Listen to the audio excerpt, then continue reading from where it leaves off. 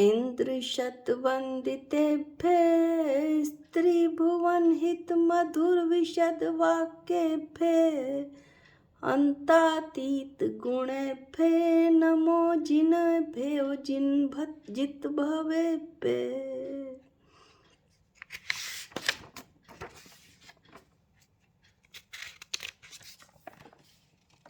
सहजानंद चैतन्य प्रकाशाय महीयसे नमो नेकांत विश्रांत महिमने परमात्मने।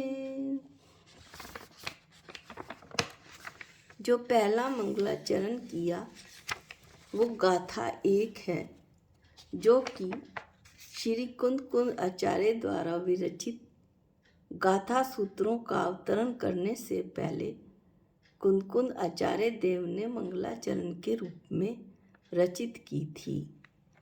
और जो दूसरा अभिश्लोक पढ़ा वो आचार्य अमृतचंद द्वारा किया गया मंगलाचरण है, जो उन्होंने समय व्याख्या नामक टीका पंचअस्तिकाय संग्रह की समय व्याख्या नामक टीका करते हुए ये मंगलाचरण आचार्य अमृतचंद देव ने किया था।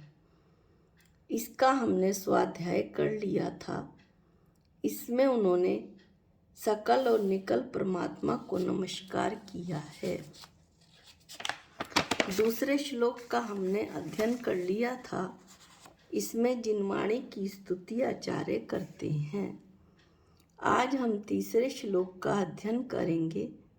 आचार्य देव इस श्लोक में पंचअस्तिकाय संग्रह नामक शास्त्र की टीका यानी कि समय व्याख्या रचने की प्रतिज्ञा करते हैं।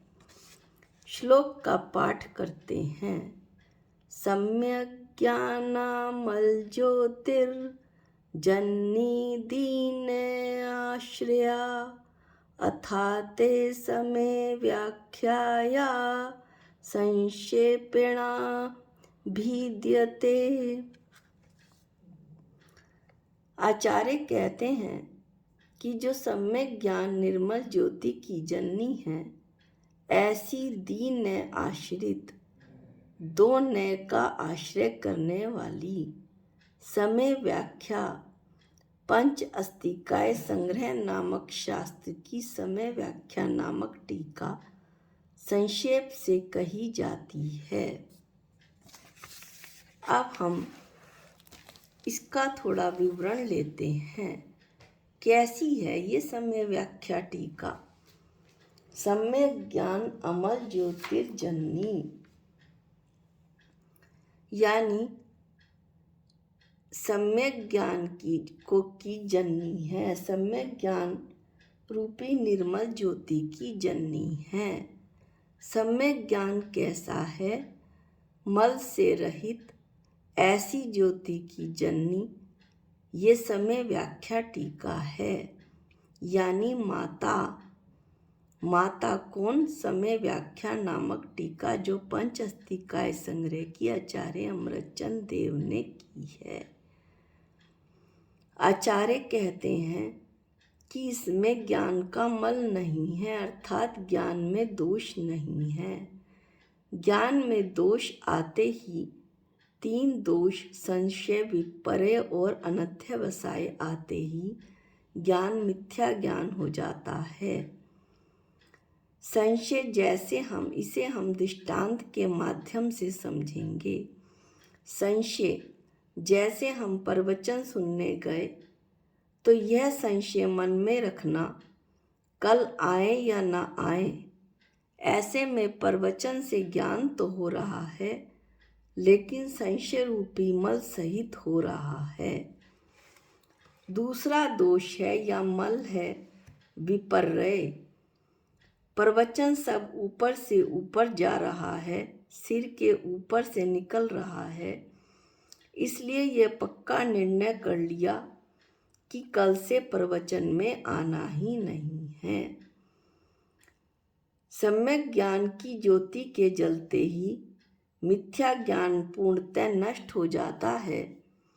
और जब हमने प्रवचन सुनना ही नहीं, हमने आगम की वाणी सुनना ही नहीं तो ज्ञान तो हमारा सम्यक होने से रहा। अतः उपरोक्त हमारा निर्णय मिथ्या ज्ञान है। ये ज्ञान का दूसरा दोष है विपर्य, एक तरफा निर्णय कर लेना कि आना ही नहीं है कल से।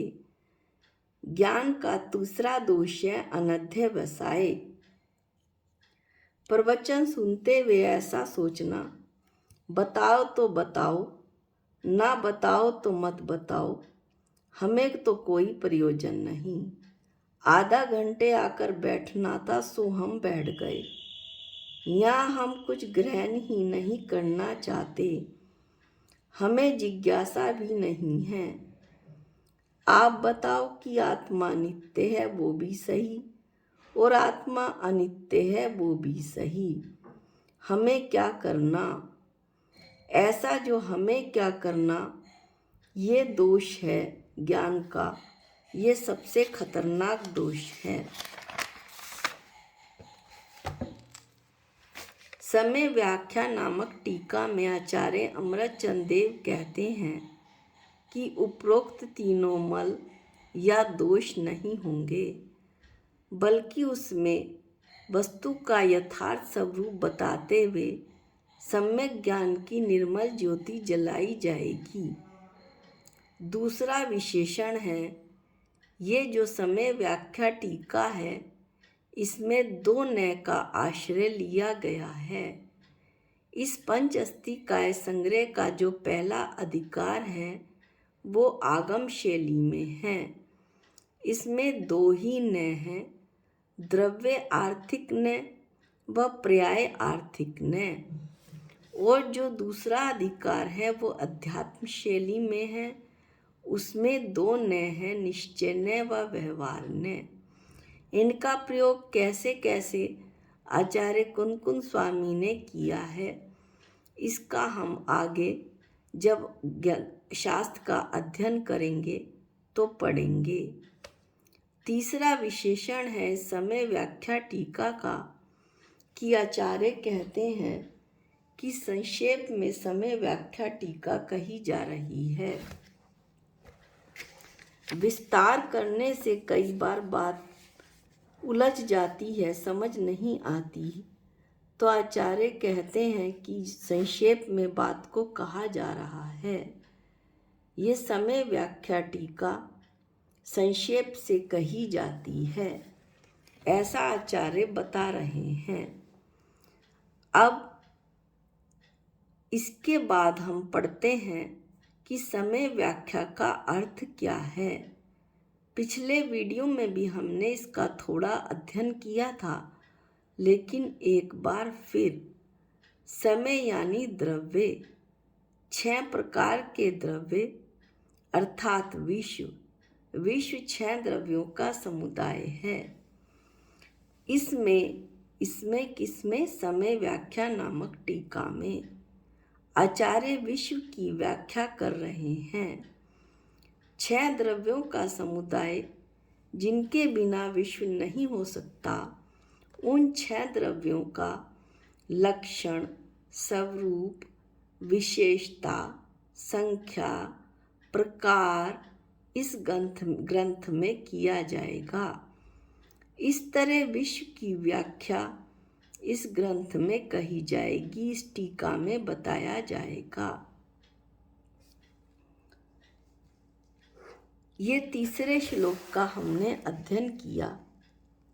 चौथे श्लोक में आचार्य ये बतलाएंगे कि जो प्रथम अधिकार है वो 1 से लेकर 104 गाथा तक है और उसमें मूल पदार्थों का 5 अस्थि काय और 6 द्रव्यों का निरूपण किया गया है। दूसरा जो अधिकार है वो 105 से लेके 153 तक है। दूसरे अधिकार में जीव और अजीव इन दो की पर्याय रूप न पदार्थों की व्याख्या की गई है। जैसे जैसे हम पढ़ते जाएंगे आगे आगे ग्रंथ में बातें स्पष्ट होती जाएंगी। आज के वीडियो में हम बस इतना ही पढ़ेंगे। अगले वीडियो में हम अगले श्लोकों का अध्ययन करेंगे। निज निधि निज में बताई, ये अनंत उपकार है। इसके लिए जिन वाणी माँ को वंदनानंत बार है, वंदनानंत बार है। सबको जय जिनेंद्र।